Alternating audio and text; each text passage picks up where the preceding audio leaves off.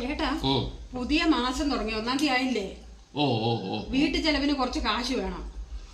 അതെ, വീട്ടിലെ കാശ് ചേട്ടാ കഴിഞ്ഞ മാസത്തെ അക്കൗണ്ട് ഒക്കെ ഒന്ന് ക്ലോസ് ചെയ്താലല്ലേ പുതിയത് തുടങ്ങാൻ പറ്റത്തുള്ളൂ. ശരി. അപ്പൊ കഴിഞ്ഞ മാസം കണക്കെല്ലാം കൃത്യമായിട്ട് എഴുതി വെച്ചിട്ടുണ്ടല്ലോ. കാര്യങ്ങൾ വളരെ ഭംഗിയായിട്ട് എഴുതി വെക്കണം. പണ്ടാരോ പറഞ്ഞതുപോലെ കൊച്ചിയിലെ അച്ചി വീട്ടിലെ കണക്ക് പോലെ ആകരുത്. മനസ്സിലായില്ല. കൊച്ചിയിലെ അച്ചി വീട്ടിലെ കണക്ക് നീ കേട്ടിട്ടില്ലേ? ഞാൻ കേട്ടിട്ടില്ല. ശരി, ഞാൻ ഒരു പ്രാവശ്യം നിനക്ക് പറഞ്ഞു തരാം.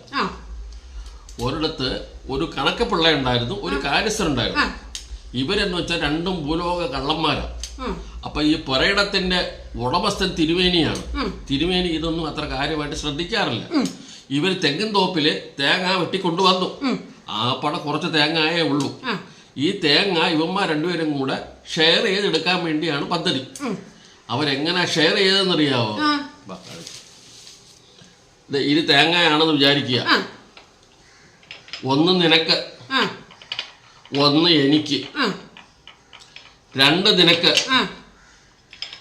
2 എനിക്ക്, 3 നിനക്ക്, 3 എനിക്ക്. അപ്പൊ ഈ 3 സ്റ്റെപ്പ് ആയപ്പോ തന്നെ കാര്യസ്ഥന് പിടികിട്ടി ഇത് പറ്റിയൊരു പരിപാടിയാണെന്ന്. മനസ്സിലായോ?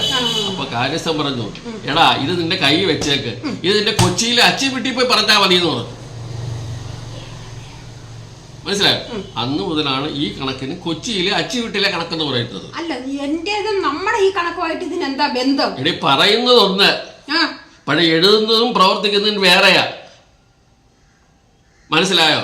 അതായത് ചുരുക്കത്തിൽ പറഞ്ഞ് നമ്മളെ പറ്റിക്കുന്ന ഏർപ്പാട് അത് വേണമെന്നാണ് ഞാൻ പറഞ്ഞത്.